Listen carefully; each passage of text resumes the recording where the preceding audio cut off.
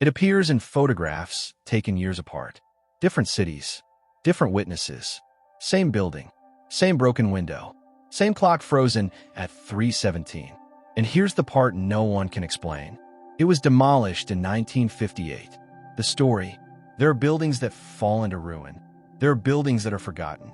And then there are buildings that refuse to stay gone. This story begins, like most urban mysteries, with a photo.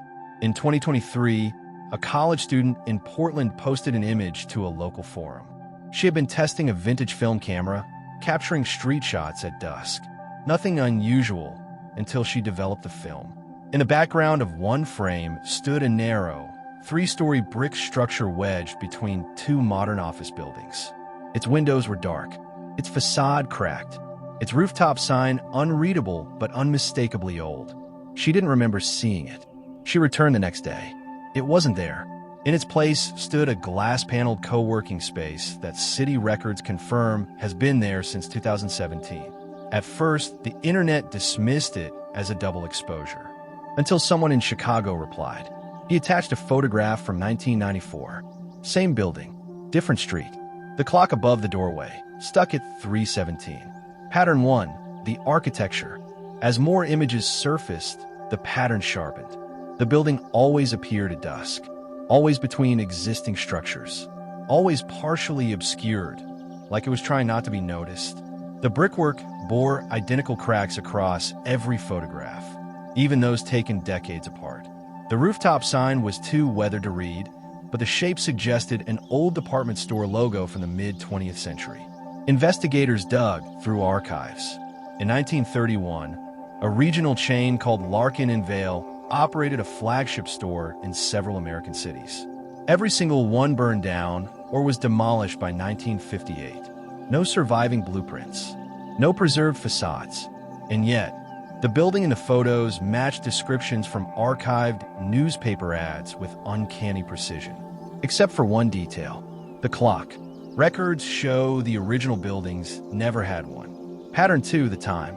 Every image, without exception, captured the clock frozen at 3:17. Daylight photos? The clock still read 3:17. Night shots? 3:17. One photographer attempted to approach it in real time. He saw it from down the block, wedged between a laundromat and a bakery. He began filming. Halfway down the sidewalk, his camera glitched. The screen distorted. The audio warped. When the image stabilized, the building was gone. Reviewing the footage frame by frame, investigators found something unsettling.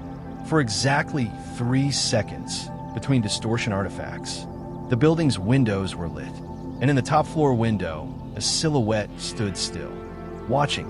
Pattern 3, the witnesses. Those who saw it in person report the same sensation.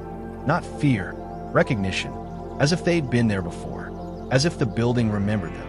One retired architect in Boston claimed he entered it in 1978. He described dusty mannequins frozen mid-display, an escalator that didn't move, a faint hum echoing through empty floors. He said he reached the 3rd level, where the clock tower mechanism should have been. Instead, he found a small office. On the desk sat a ledger. Inside were names, hundreds of them, each followed by a date. Each date marking the day that person photographed the building. His own name was at the bottom, dated 3 days in the future. He never returned to that street. The building was demolished, according to city records, in 1956. The theory no one wants to say aloud. Urban legends thrive on exaggeration. But this isn't folklore passed down through whispers.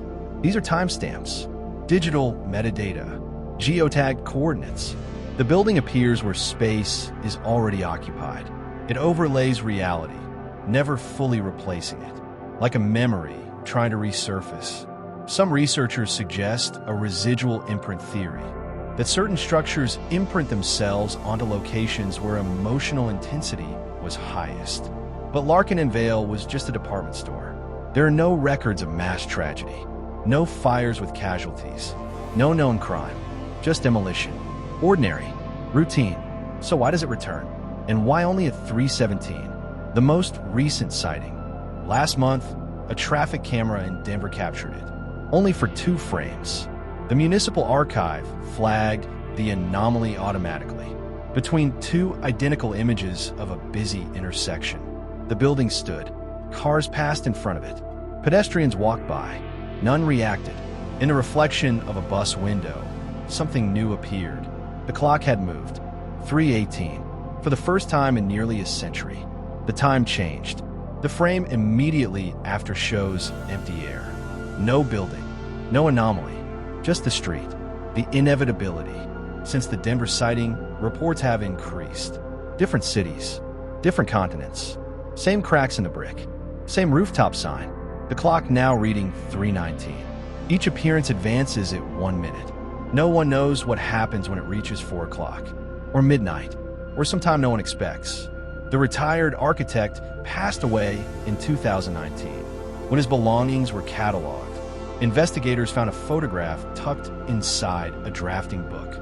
It showed the building, not wedged between modern structures, not at dusk, but standing alone on an empty lot, fully intact, bright, open.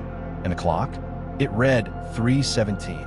But in the doorway, someone stood, holding a camera. The face was indistinct, but the posture was familiar, as if waiting for the next person to walk by. Final frame. If you walk your city at dusk, look carefully between buildings that shouldn't have space between them. If you see brick where there should be glass, check the clock. If it reads 3:20, don't take the photo, because every image ever found, every single one, was taken by someone who swore the building wasn't there. Until it was. And by the time it vanished again, it had already remembered them.